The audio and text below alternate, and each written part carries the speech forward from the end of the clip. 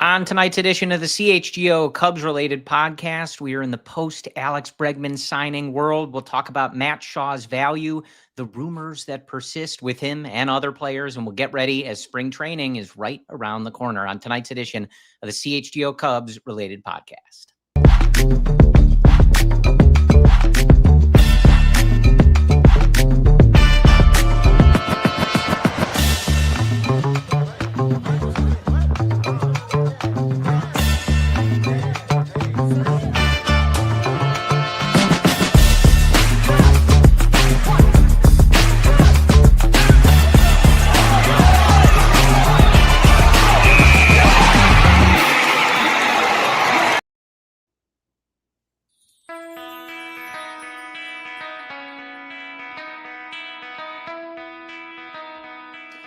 This is the CHGO Cubs-related podcast driven by Toyota. Let's go places. My name is Corey. I am joined, as always, by Brendan. We are coming to you. It is January 22nd, Brendan. And I saw PCA and Caleb Williams. They're together all the time. They're best friends. But, they were at the Bulls game the other night. I was also at the Bulls game. Were we there together? I don't know. Chicago royalty. You got the king of the Cubs podcasts. We got the king of the Chicago Bears and the king of the Chicago Cubs. Look all at that. On equal footing. That's right. The Holy Trinity, some say. Yeah. So on tonight's episode, we will continue looking at the overall scope of this offseason. The Cubs still connected to some rumors. We heard some talk at CubsCon that maybe they're not done, what that might mean. And I think because in the fallout, of course, of the Alex Bregman signing, Matt Shaw's name, what his role would be, how the Cubs might utilize him, and will they trade him, are all conversations that seem to be taking place on a daily basis. I know Boston Red Sox fans have kind of discovered Matt Shaw, it seems like, and their interest. They might match up as a trade partner with some of their young pitching, if that's an option that Jed Hoyer and company decide to explore. So we'll take a look at that and just, like I said in the intro, pitchers and catchers reporting right around the corner somehow, Brendan, as it prepares to be negative 15 degrees in Chicago. So we've got to get ready for that Mesa sun. It's going to come fast too. I mean, once the last 4 weeks hit, they just fly by. You start seeing more pitchers and catchers reporting before the official deadline. We have our good friend Rich Beisterfield out there taking pictures every single day. Matt Shaw's in the outfield, taking reps in the outfield in Mesa already. Justin Steele is showing bullpen videos today of him throwing off a mound. It's exciting. Before you know it, we got 200 Cubs games coming at you. For better or for worse, get ready. 200. Yeah, well, spring training. Oh, you're adding spring. I was like, how many playoff games would they? I'm like, oh, okay, I see what you're doing. I like what you're thinking, though, with the playoffs. So before we dive into some of the Matt Shaw stuff and the current roster stuff, we can take a look. Zips projections came out. We can take a look on that. Very bullish on the Cubs position group. Not so much on their starting pitching group. We can talk about that and like why it kind of lands that way. Going back to CubsCon, though, the 2016 reunion, any part of that particularly jump out to you? I have an answer, and it's not necessarily one of the prominent ones. Of course, John Lester's going into the Cubs Hall of Fame. Yeah. I would have. You're burying the lead. I can't believe it took this long to chain myself to the fence at Wrigley Field if they were going to make any other decision. But I look forward to that. John Lester Day at the ballpark. That sounds wonderful. But any part of that really stood out to you? I mean, there's so many. I'm not sure if you saw it, but I loved Rizzo's story about John Lester throwing when he had an off day. It was on Ian App's podcast. And just to paraphrase, if you guys haven't seen it, go watch it. It's hilarious. But the short story is that Rizzo had an off day. Lester comes into, I believe they're playing the Mets in New York, and Lester sees the lineup and he turns to Rizzo and he goes, I have Ian effing Happ playing first base today. While Ian Happ is like unbeknownst to John Lester right behind him in the weight room. So I thought that was fantastic. And it's always a reminder that Ian Happ was part for a little bit of that transition in 2017. So all of it was great. They did a great job with that. Really good content. The panel with like Ryan Dempster, the podcast with Ian Happ. It was all great. Rizzo being the standard bearer now for the Cubs is awesome. I think that's like the, hosting maybe the guys. That's probably the perhaps the thing that jumps out to me the most is just like him coming back, but really embracing this role like others have in the past, not just for the Cubs, but for Chicago teams in general, like being that brand ambassador. And it's really lovely to have him back and not in New York in a different uniform anymore. But honestly, like the thing that kind of popped me the most was the group picture and Theo Epstein. I miss him so much. Man. I know. And he wasn't super prominent in a lot of the stuff. He obviously hasn't, been back too much. But I'm looking at that picture and I saw him and I was like, oh, right. Theo. I mean, it had to be the first time that all of those guys in the past, 5 years, when I say all those guys, at least like 5 or 6 of them were together in one room. You had Theo on the left side, you got Jed on the right side, you got Joe Madden front and center, you got Travis Wood front and center too. I mean, it was pretty spectacular. My quick conspiracy theory is that the Bregman deal gets over the line because Jed couldn't bear to face Theo having not signed a big free agent. No, I do wonder how that goes down because Theo's a minor owner with the Red Sox, I believe. There's some type of situation where there is some influence. So I wonder, like, Theo goes up to Jed like, hey, you SOB, you took Bregman from me, I don't know about that. I just imagine Theo, ribbing him for, come on, big boy, you got to spend, where's the splash, Jetty boy? I'm sure he probably did like poke fun of Jed for that. I'm serious. Anyway, love all that. But back to the 2026 Chicago Cubs. And, also immediately loving, as we talked about, I think a little bit last week, everything we're hearing about Alex Bregman, just from his conversations with current players, coaches, all that other stuff. Seeing him at these various Chicago sporting events is really great and really just immediately kind of embracing Chicago culture. But it does jump us. I think let's just get into our headline conversation here, and we can talk about the rest as we go through the show. Matt Shaw. It certainly creates an interesting situation for the Cubs. We talked about this when the Bregman deal goes down. Possibly do you operate from a position of strength in the trade market and say, hey, we feel that our infield depth to a degree is somewhat expendable if it had to be, if the right offer came across. Maybe you supplement other areas of your team that you've kind of lost from over the years.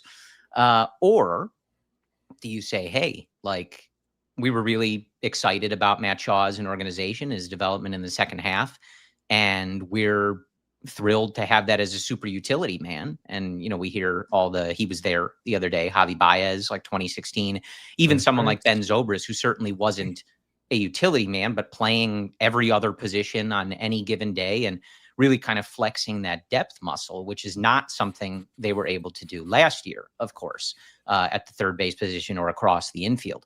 So starting, like, I know what you really wanted to dive into today was kind of taking a look back at that season last year, just kind of laying an expectation of what you might expect from someone like Shaw, who had such an up and down rookie year, starts in Japan, goes down, makes several really noticeable swing changes, and puts together a really excellent second half, all while developing and becoming a very fine defensive third baseman. Where does that leave them going into this year? Yeah, the first question that came to mind when we were talking about Shaw and Bregman was how many plate appearances could he even get on a full roster? And when we did those calculations, it was about 500, even if you assign Tyler Austin for around 300 or give Moises Ballesteros around 150, and you can still make all this work. I still believe you can make Matt Shaw work on this roster. That being said, the value that he poses in this league is extraordinarily high at this moment. He will not be a free agent until 2032. The Cubs, you just mentioned, have a poor pitching projection by Zips. They have a very strong positional projection. How does Jed Hoyer reconcile those two? Is there a way to bolster the pitching projection not just for 26, but for next year and beyond, get equal value for one of the most, in my opinion, valuable guys that could be on the market right now. And you win this year and win next year. In a vacuum, I will say I don't like the idea of trading Shaw, even if it's for pitching. I don't like the idea of trading Shaw, a positional, flexible player that has a high ceiling, for a pitcher that typically projects to be more volatile over time. That said, I want to win next year. I want to win the year after. And I do trust the Cubs pitching infrastructure to identify those guys that would equate Matt Shaw's value. Yeah, and I think, looking at our YouTube chat here, Randy Lewis, mentions if you trade Shaw, you lose your infield depth, and different ways they could deploy him, and that's sort of the debate, right? That's like the you debate. would obviously have an extremely strong third base to first base that you would anticipate playing basically every day. I think Craig Counsell's told Michael Busch, like, hey, we're not going to do the whole platoon thing anymore, or at least certainly not as frequently. Like, you're our guy, go hit lefties, and this is our infield. Yeah. But yeah, I'm quite intrigued by the idea. It was part of the reason I wanted them to sign Bregman so badly, was the ability to utilize Shaw in that way. And I agree with you. I don't think that finding the playing time would be an issue, even if everybody is sparklingly healthy all throughout the year, which I think you certainly can't plan for. But I do agree with you. Like, you're hearing a lot of teams looking for help on the position player side. And I think that's the benefit of the situation the Cubs are in, is that they don't have to make any moves. But if you do find a team that is desperate and really wants to swing a trade, you have the ability to say, hey, like, we want some of your top prospects or whatever it is that they're looking for. And unless you're going to pay the hefty price, we don't have to make this move. This isn't an absolute need for us. And we'd be thrilled to let Matt Shaw continue developing and see where that finds us. And that's why, perhaps he's running in the outfield in Mesa right now. We do think about the Nico trade idea. We haven't thought about the alternative, the Nico extension idea. Let's say you do want to extend Nico. That does rule out Shaw.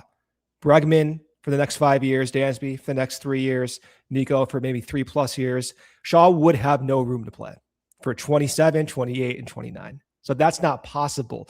If there's a reality where you can extend Nico before this opening day, or even throughout the course of the season, then I do believe the front office would absolutely explore maximizing Shaw's value in the form of equal value at a different position.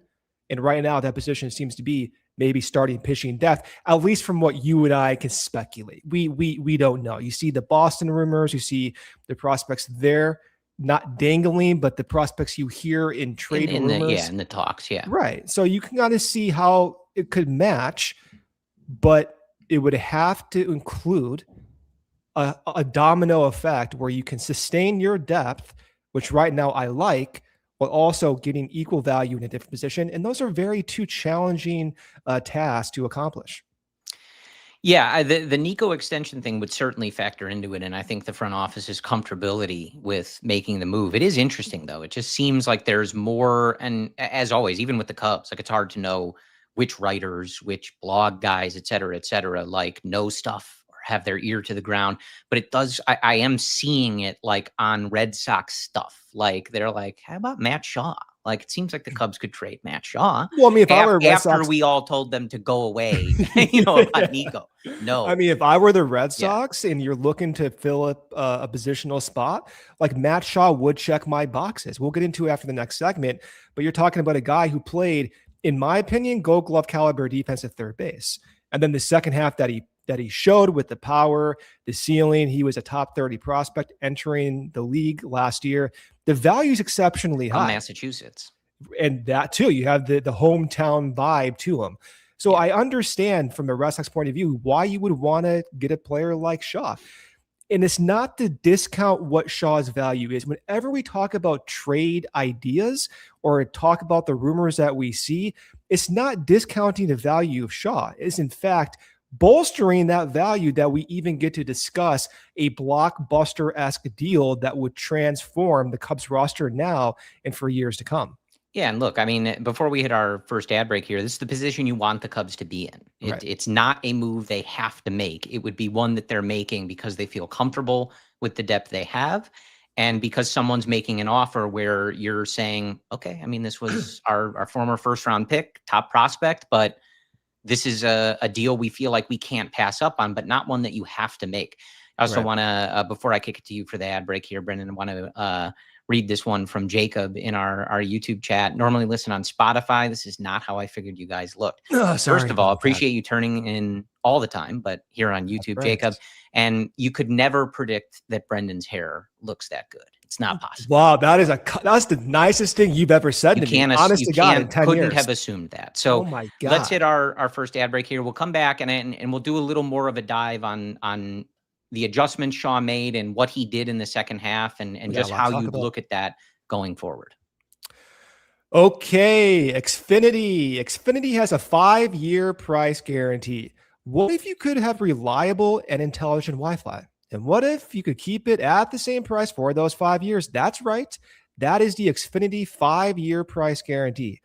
Imagine Wi-Fi that makes everything in your home work together, that finds and fixes problems before you even notice them, like super intelligent Wi-Fi with a 6th sense, and that lets you stream the game when the whole family's online.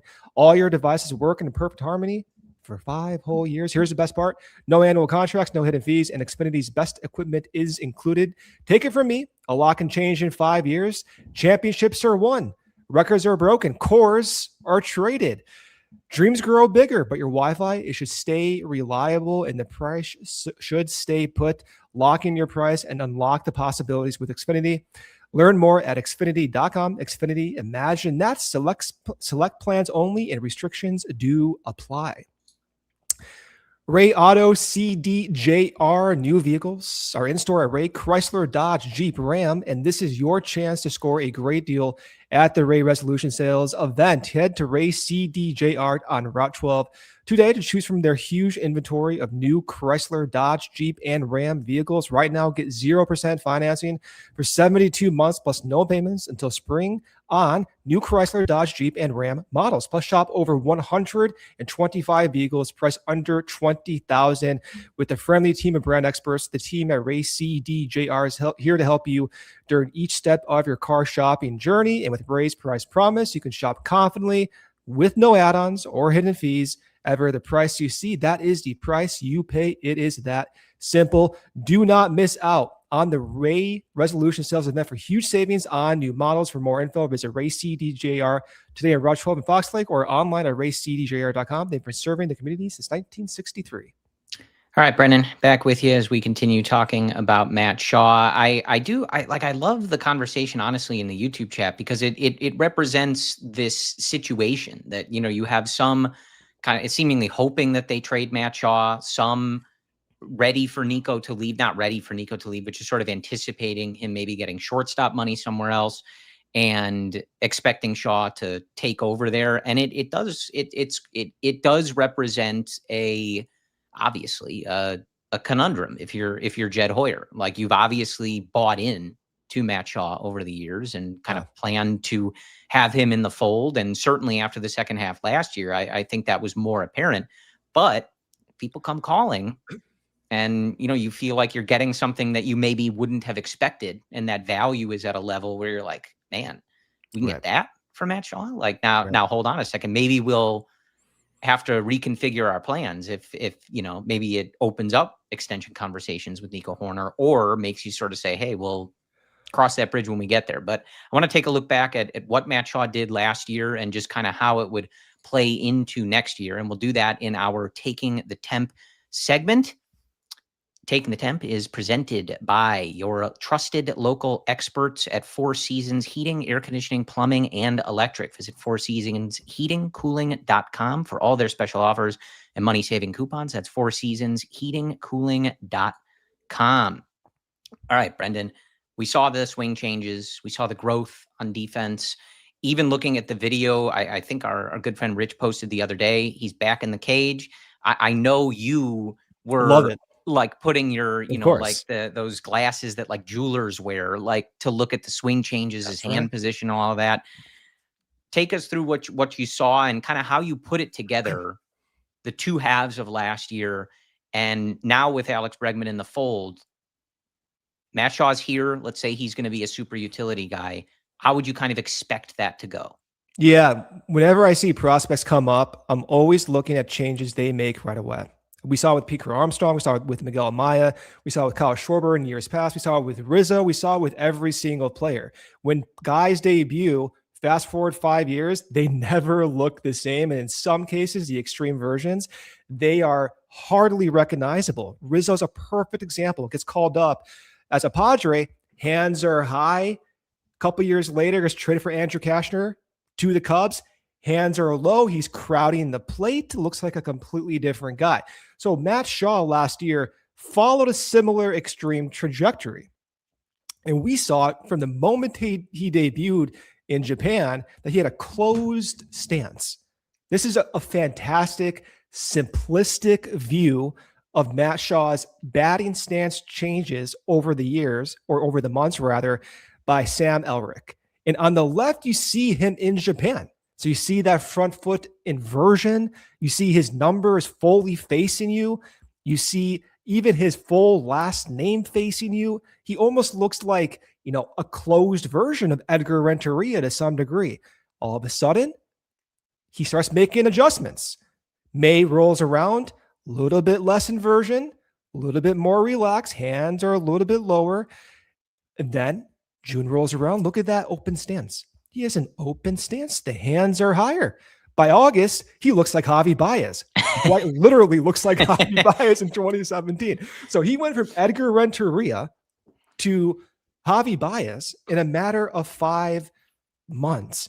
And what followed that was a significant extreme difference in run production and offense. In the second half, when he had more of an open stance, he had higher hands, he started to pull the ball more. He had 11 home runs in that second half, a 357 weighted on base average, a 130 WRC plus. He was one of the most valuable offensive third basemen in the league.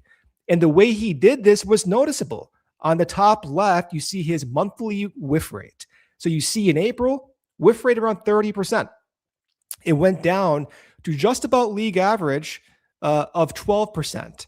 And then it shot back up as the months went along. But the production, the power coincided with whiffing less. Typically, you don't see that. And the chase, too, never deviated to extreme levels. He was at his best hitting home runs with about a league average chase rate, which you see in the bottom left.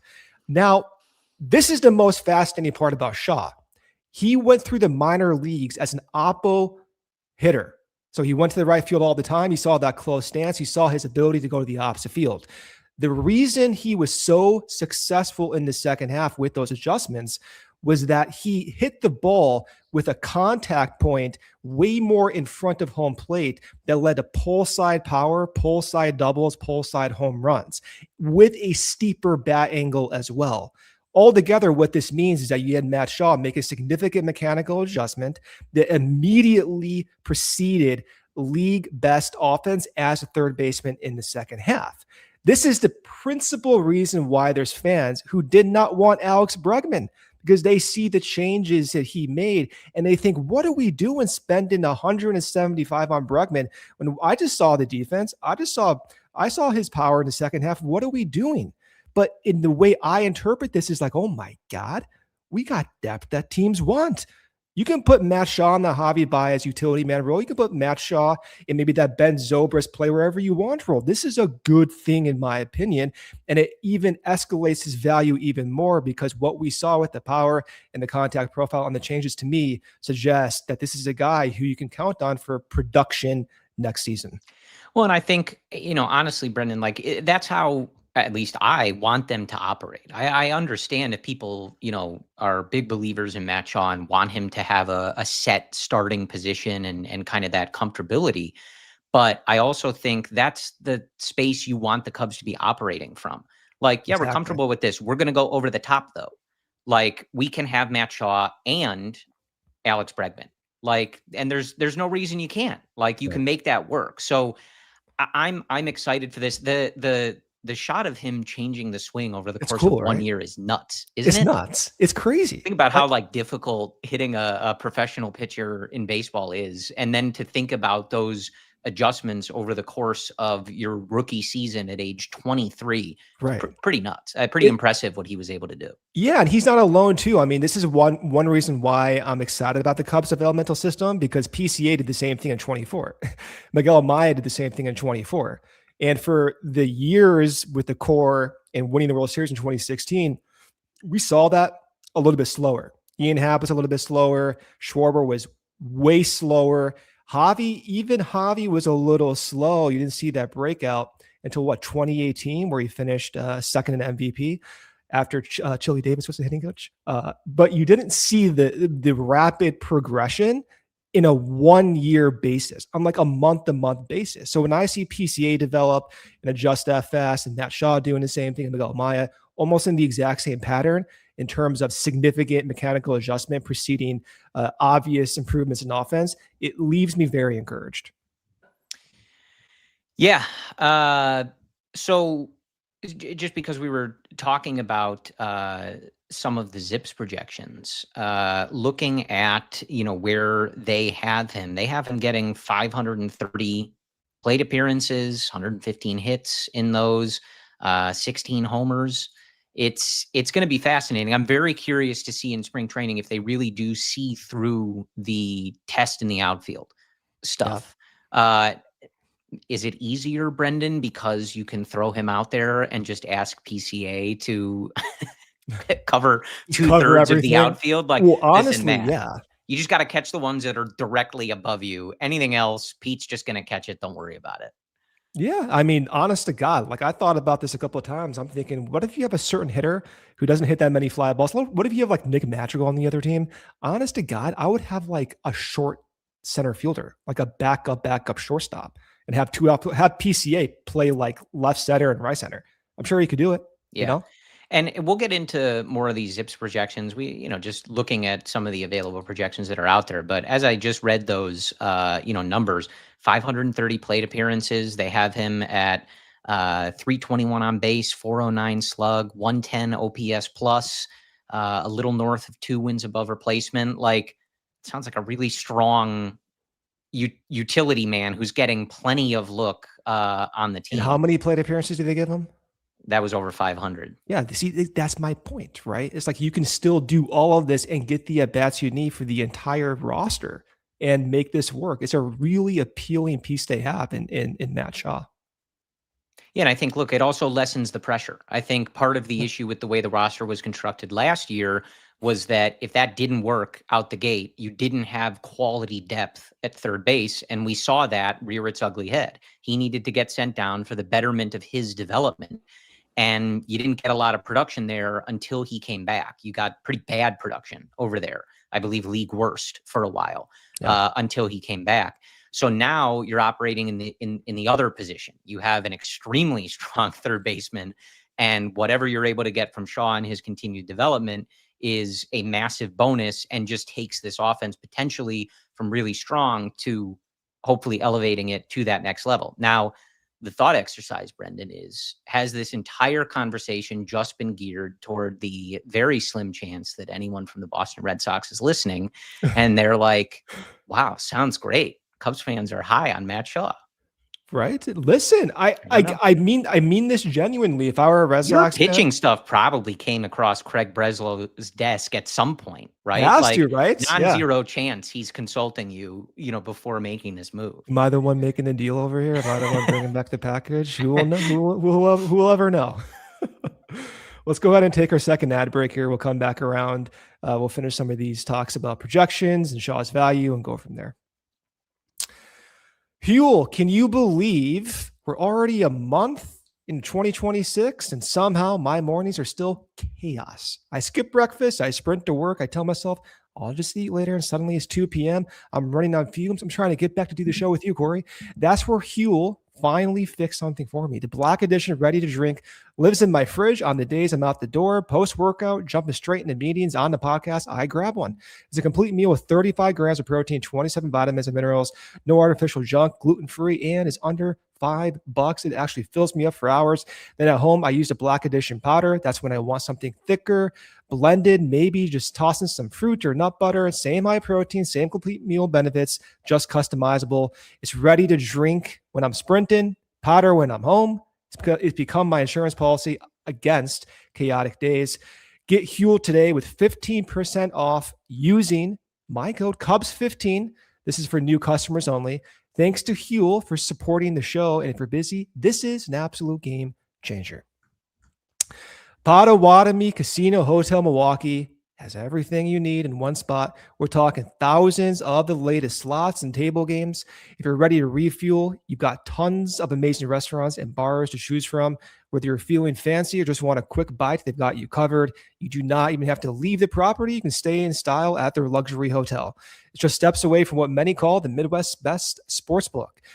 Heading to a Bucks game this winter or looking forward to those Cubs games during the summer, you can start your day right at Potawatomi, hit the sports books, and then head out to the game. It's all right there. Super convenient. Milwaukee's got a full winter lineup, concerts, festival, sports, you name it.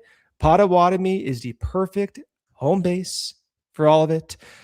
Potawatomi Casino Hotel Milwaukee. Your win is waiting. Go check it out. I hope you get out there during the summer when the Cubs are playing the Brewers. Saw the pictures last year, Corey. Looks like a fantastic time. I was about to say our visit to Potawatomi was great, and it's about one of the last great memories of being in the top of the division.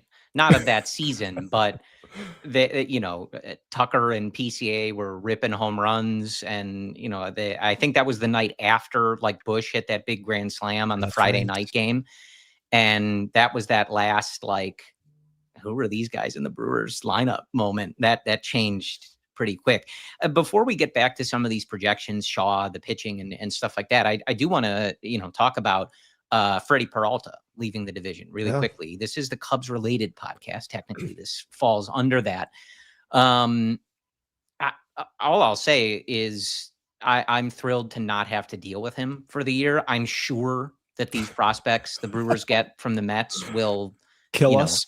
Each put up a 6-WAR season, and along with some recently DFA'd Miami Marlin, ruin our lives for the foreseeable future. But outside of a pretty big swing from Ian Happ in the playoffs this year, not a guy that they have typically fared well against. And I think overall, Brendan, representative, there's a lot of conversations about small market teams, big market teams, stuff like that. It does represent, and the Cubs have done this, right? We've seen them, extend their willingness to defer money in Alex Bregman, to shell out and outbid another, big time franchise for a player they really wanted, et cetera, et cetera. I think we're not hearing as much about the rigidity of the luxury tax and things like that. So that seems to be progressing in the right direction. But part of the reason we were clamoring for that the last couple off seasons was this is a time not to be content in the division. This might be the weakest the division. And again, I'm not taking anything away from the Brewers. I fully expect that they will pull someone out of somewhere and ruin our lives until proven otherwise, right? They're good at what they do and how they operate, and I'll believe it when I see it. But when you and I were a little younger, the idea that the Cardinals wouldn't think of themselves as the flag bearer and trading players off and not spending big or, at all in free agency and being that kind of powerhouse in the division, that was kind of unfathomable for a while. So to be in that position, you're not in the NL West, you're not in the NL East, you're not in the AL East. Take advantage. Don't look at it and say, hey, maybe if we're an 87 win team, we can win the National League Central. Look at it the other way. Put a 95 win team on paper, and unless the Brewers win 40 of 45 games again, like last year, you're going to win the division. And that's how you should be operating. And I'm glad the Cubs have operated that way. I'm glad to not have to face Freddy Peralta so many times, at least if it's only for a year. Yeah, I mean, I was looking at the return. Jet Williams, one of the two guys that got back. I'm looking at Jet Williams. I'm like, oh yeah, this guy's going to ruin my life. He looks like Pat Murphy's son. I'm done. Like, this guy's going to be stealing 50 bases. We'll probably steal 4 in one day against the Cubs. So I'm sure, like you said, they're going to find a way, as they always do, develop their guys among the best in the league, give them their kudos, and they're going to be right up there with the Cubs. The recent trend we've heard that you just highlighted, the luxury tax, is giving me some optimism, because we're hearing both ownership, we're hearing presidents on the baseball side and Jed Hoyer, as well as a business ops side in Crane Kenny, discuss that they may go over the luxury tax, and they're not, quote unquote, finished, whatever that means. Sure. But you're also hearing reports that, yeah, they actually may continue to spend. We're hearing reports about them being involved with Zac Gallen, right, who might make over $20 million next year for multiple years. If they sign someone of that caliber, it would push them well over the first tier and bring them at the second tier of the tax. If that's the case, Corey, the 95 wins you talked about, that becomes exceptionally realistic, like right from opening day. And then I started thinking, what is the Brewers win projection next year? Is it 85, 86? Because if that is the case, you're talking about like a 7 to 8 win difference. And that does create some separation in terms of like bad case scenarios that I would be thrilled to see. Yeah. I mean, look, again, the Brewers have proven that they're good at their way of doing things. But ultimately, at some point, there's still risk in doing things that way. Freddy Peralta is a known commodity. And of course, they would have only had him for another year. We know they're not, likely to extend him at, now the rates that are going for free agents. Like, that's not going to happen. But there's risk. Like, prospects are unproven. Freddy Peralta was an established, really good pitcher in this league. And so to at least for a year, I'm glad to not have to face him anymore. But yeah, like, they're good at the way they operate. And typically they have been good at timing these things, deciding when to move on from guys, bringing in younger guys. So that's the next hurdle for Jed, right? Like, maybe we're changing how we do some contracts. We're going over the top a little bit. You still got to figure out a way to be better at the little things that the Brewers have been. And they've been better than you at a lot of those things for the past several years. Well, let me ask you a question. Sure. Continuing the Matt Shaw theme discussion.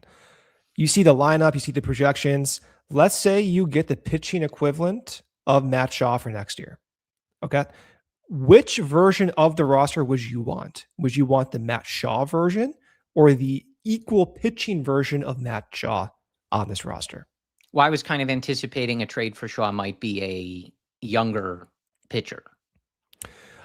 In this scenario, you're getting value back. Immediate impact. You're getting equal value back. So, like, would you rather have Matt Shaw's depth and that +2 WAR projection, or you get back a pitcher that can slot in the top 4 of your rotation that could also have 125 plus innings that may be worth 2 WAR as well? In this scenario, which one would you want? I think I'm taking Shaw. I want the offensive offensive I'm taking depth. Shaw too, right? And they have a lot of pitching depth. You can never have too much, but even when you and I were talking about this, maybe we can touch on it. Like, when I'm reading those Zac Gallen rumors, I'm like, where is everybody starting? What is this, like a 9-man rotation? Like, in jest. But yeah, I think I'd take the offensive depth, honestly. Yeah, I mean, the Cubs last year, they had 9 starting pitchers start at least 4 games. I think Drew Pomeranz was a couple of those, but the point still stands.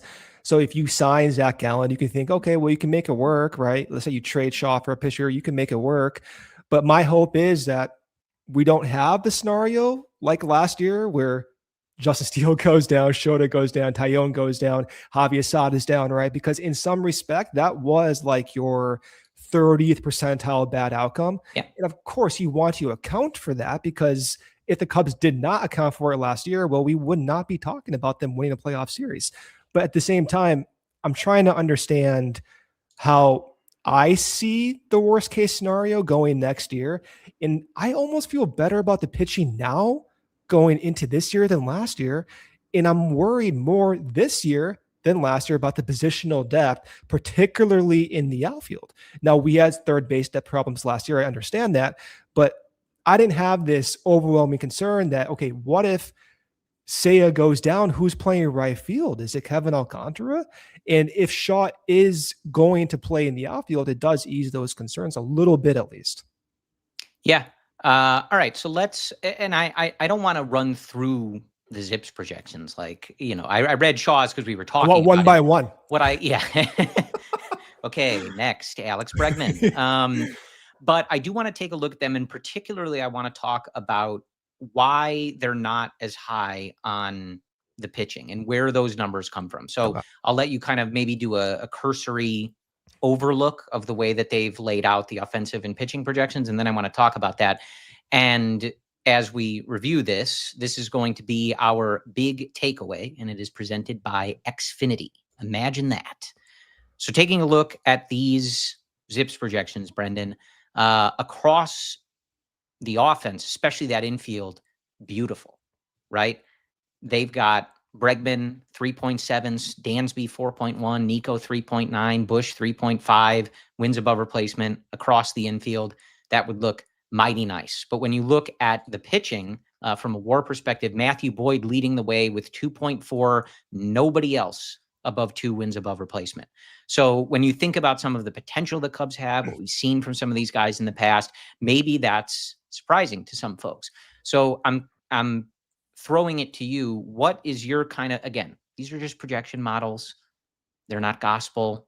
Sometimes they're right, sometimes they're wrong, but we're a Fangraphs family here. We like these projections, and it's just, a predictor heading into the year. So how do these systems arrive at whether they're hot or cold on a particular area of the team? Well, I don't make these models, so I always have a little bit of discomfort saying, "Oh, this is how it works." You have your own proprietary. Some of them I do, Corey, Yeah. actually, believe it or not. But I don't want to speak out in like, "Oh, this is how it's done." Yeah. I can gloss over. No, I want you to run through the code for me. How are they? I can do that. Broad brushstrokes. But for Zips, I've been following Zips like as long as I can remember. Dan Zembrowski, I think is how you say his last name. I'm bad pronouncing names. I feel bad for even maybe mispronouncing that. But his model, from what I read, is sort of similar methodology of other models in that it's a recent way of the past 4 years, then using historical comps and aging curves to come at a set of projected value. And those recent seasons, especially the most recent one, is weighed the heaviest. I bring that up and talking about the recent 4 years because I don't want to gloss over it like this, but in my mind, like when I look at Fangraphs, I look at the projections too, but I kind of do a mental average of the last 4 years, and I kind of just like mentally regress it and come away with just like, overall their average of 4 seasons, 4 rows on their baseball card. And for someone like Cade Horton, you're going to see like under 2 WAR by the Zips projection. It's the computer. Like Cade has not pitched significant innings at the minor league level. He has 1 season of stellar play in the second half last year, but it's not a lot of innings. So there's going to be natural error in projecting Cade Horton, which means as a result, you're going to get some error and you're going to get some wide ranges of his outcomes. And that, to me, if I had to speculate why his WAR is under 2, if I'm going to bet on Cade Horton having a WAR better than 2, I'm betting on the over just because what we saw last year. But it's not how these algorithms work. Yeah, and I think, without even digging into how they're putting them together, it aligns with kind of what we've talked about, where each of these guys in the rotation potentially has some durability concerns, or just, as you said, that lack of that like consistent high level track record year over year over year. We saw, guys run out of gas. We have guys coming back that have had multiple injuries over the last couple of years. And so I think when you're looking at these things, it kind of aligns with what I would have expected. Like they're not necessarily going to project on the super low end, nor are they going to assume, hey, let's just take these 2 months from Cade Horton last second half, multiply it by 3, and there you go. That's his full season. I understand that that's not where that would come from. I think the Cubs also have several guys who outperform like their FIP. They're guys who utilize the good defense behind them. They induce soft contact, and the Cubs have an elite defense behind them, which isn't always something that you can project out. You're looking more at the pitchers themselves rather than anticipating kind of what's going on behind them, which is an area that the Cubs have kind of identified and solved for pretty deliberately. So it's interesting to take a look at those. And we can continue to look at it more. And I think it was not super high on the reliever group, which again, like that doesn't seem particularly surprising. That's how it works, right? Yeah. I mean, I would love to see projections from the relievers across the board, but that's what the Cubs do. They go out, they get guys who may not have a consistent track record of success, but they're able to leverage their stuff, their profiles to get success in that immediate year. And in fact, for the Cubs bullpen, even though maybe the numbers may not be up to standards by fans, but I feel strong about the bullpen depth, stronger than last year too. I mean, they spent over 30 million or close to 30 million on 5 bullpen guys at the big league level. They signed 7 minor league guys already who could bolster that depth should they have a good spring training. So we're talking about 12 bullpen candidates, 5 with major league contracts, and the other 7 who have played Major League Baseball at some point or close to it. It's exciting. I do feel like despite those numbers being low for the pitching side, there's enough volume there where if you hit on a third of that, well, the numbers are going to be really encouraging for this team. Yeah. And again, I think the starting pitching thing aligns with what we talked about, and even maybe takes us in and we can finish the episode with it, talking about those rumors of Gallen persisting. Like, why are they still looking for pitching? And it's all that we've talked about. It's like right now, do you have guys? We just watched this at the convention, coming back, that 2016 rotation, and several guys who you were bookmarking, they're going to make 28 plus starts. They're going to throw 180 plus innings. Even guys like Arrieta and Hendricks, who were not as far along in their careers, did it the year before. And like you felt like could be a safe bet, barring some freak injury, that they would fit in right behind John Lester, John Lackey, and Jason Hamill, who was also a guy who had been pretty durable throughout the years. They don't have that. And so when you look at those projections, like, of course, Matthew Boyd was one of the better pitchers in the league in the first half last year. We've seen Shota be a couple months into the season as the ERA leader in Major League Baseball. But are you anticipating that from game 1 to 162? It can happen, but the Cubs are building this depth because you're not really sure, and you don't have those guys who you can assuredly rely on. Justin Steele, multiple injuries, couple seasons in a row. Jamison Tyone has had a good bout of, several injuries over the last few years and been quite inconsistent. So that's why you're loading up on the options. So that's a, quick overlook at some of those Zips projections. I do love seeing PCA 4.9 wins above replacement. I take the over personally. Is he the highest guy, 4.9? Yes. Looking very quickly, yes. And you would take the over is what you're saying. Oh, yeah. Yeah, so would I. What was he last year? We were talking about that at the Bulls game the other night. So you and Caleb. quick look at the Zips projections and kind of how they arrived there. And that was our big takeaway presented by Xfinity. Imagine that. So finishing up here, like, I guess taking it from there, like, do you buy those Zac Gallen rumors? I don't know. Because we haven't. What do we make of that? I am extremely into it. I just don't know if we're going to do it. I mean, we would enter unfamiliar payroll territory if they signed Gallen to a 20-ish or so $1 million contract. So I'm skeptical naturally, but I am extremely into it. When we were talking about how to improve the pitching 2 months ago, obviously Cabrera was on the board. This is even before Dylan Cease. We're talking about Dylan Cease. But Gallen's name came up, and your pushback was, if Gallen's the main pitching target, I don't know how I feel about that. Well, he's no longer the main pitching target. He would be a complementary piece. And as next season ends, you don't have pitchers locked up. Shota's off the books. Boyd's off the books. Tyone's off the books. And in some respect, they're different pitchers in profile and in value projections, but in some respect, I kind of put Tyone and Gallen in the same bucket because Tyone is someone who's making $17 million per year, but he has a diverse repertoire. He has a great understanding of what makes him click. He's shown the ability to adjust over time. He's been successful in many years, and he's inexpensive.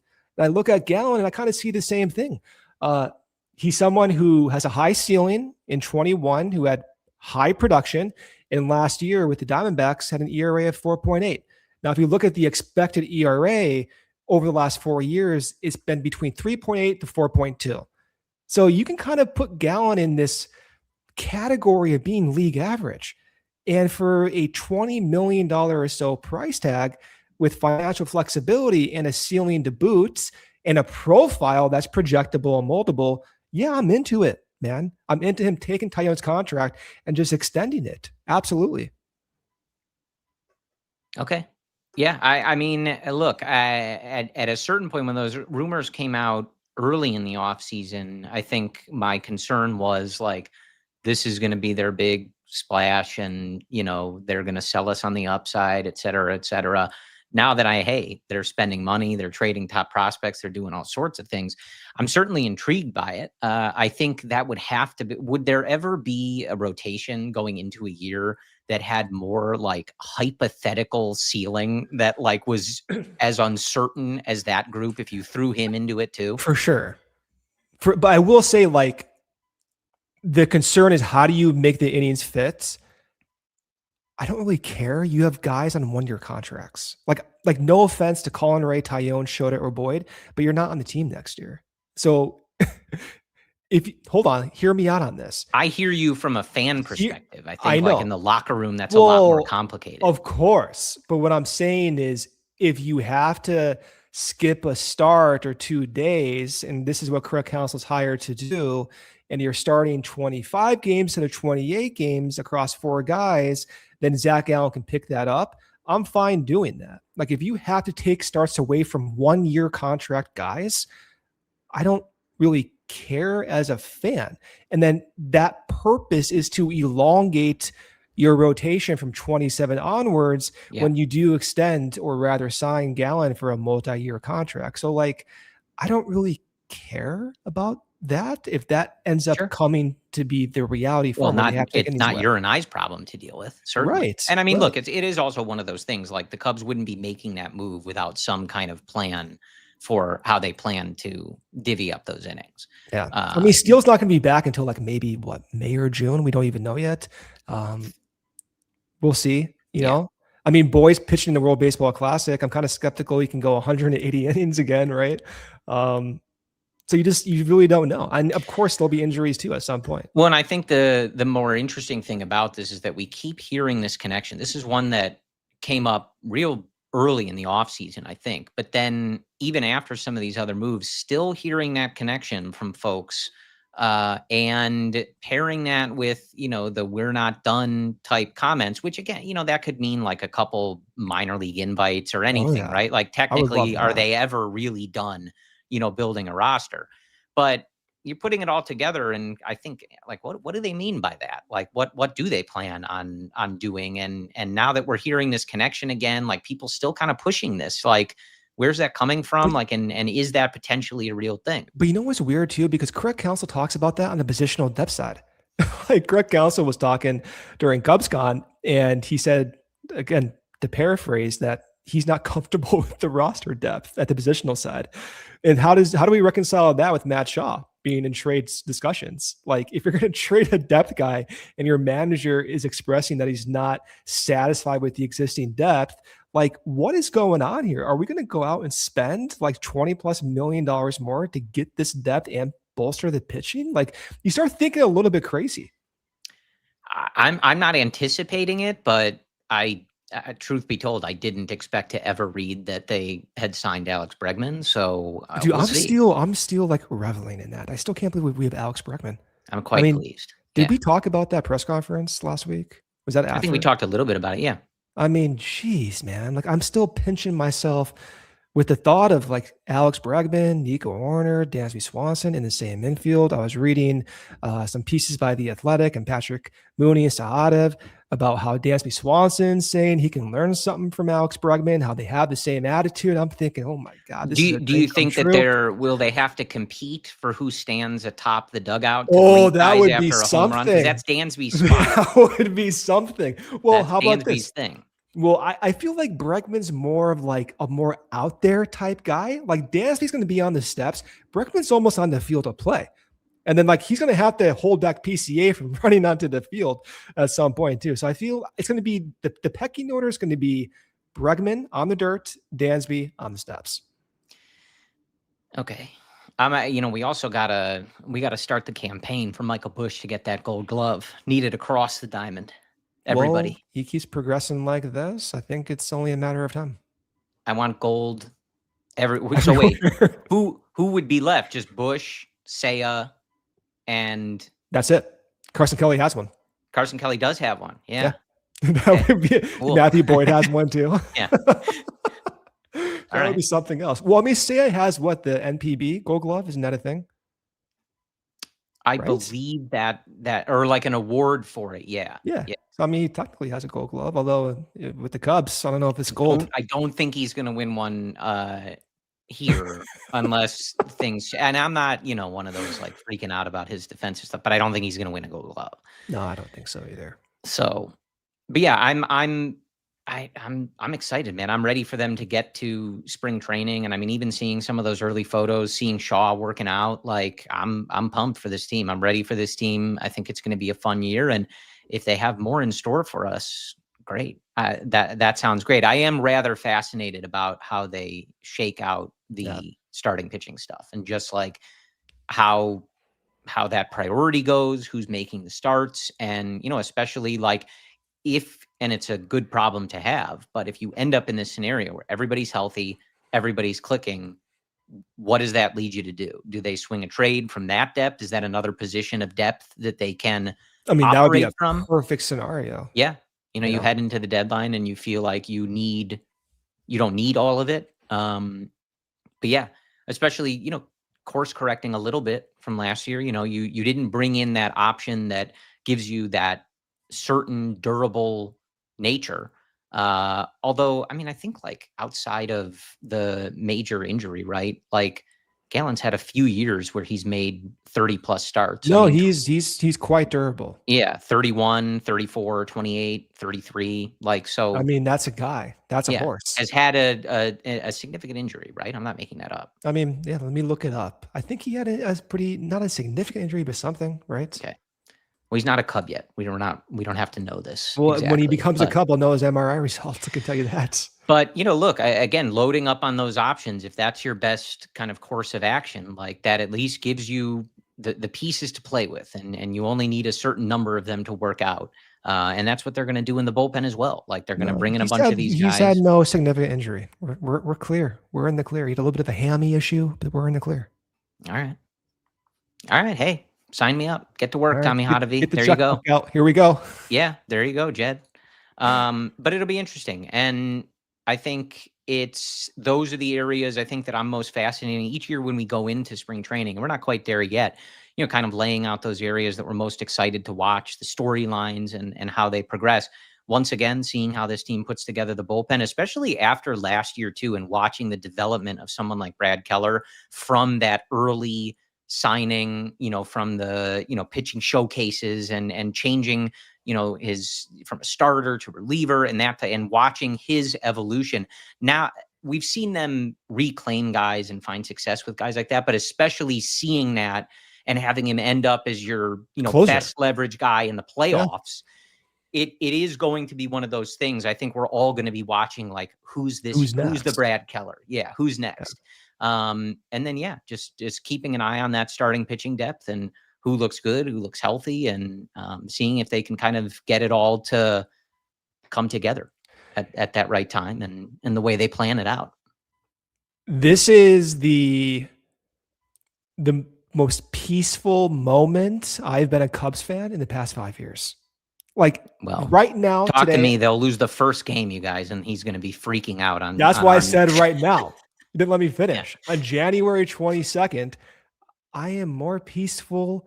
I'm actually a little complacent, dangerously complacent. Wow. But I'm going to enjoy the next 3 weeks. I'll get photos from spring training in Mesa. I'm going to enjoy thinking about our infield, our pitching volume, our 19 bullpen arms competing at spring training. Like this is. Do you think now that we've seen it, do you think Caleb Williams is going to check out the backfields in Mesa, see how the prospects look? Oh yeah, are you kidding me? Got to see his boy PCA. He's going to be there way more than you think. He may be out there in the bleachers. Get him a suite at Wrigley. No, he can go sit in the stands. He can sit behind home plate. PCA can go steal home. They can high five. Think he's a bleacher guy? Caleb Williams in the bleachers? Yeah, I don't know actually. We'll see. We'll get him with Rizzo, the ambassador. He'll sort it out. He'll take him around. That would be something. All right. That's all we have for you. Brennan and I will be back with you next week. Keep an eye on the rumors. We'll keep an eye on what Jed and company, if they're not done, indeed. And as always, the CHGO Cubs team will assemble for a breaking news emergency podcast if necessary. Otherwise, we'll talk to you next week. We appreciate your support. And as always, go Cubs. We all silly like the mayor.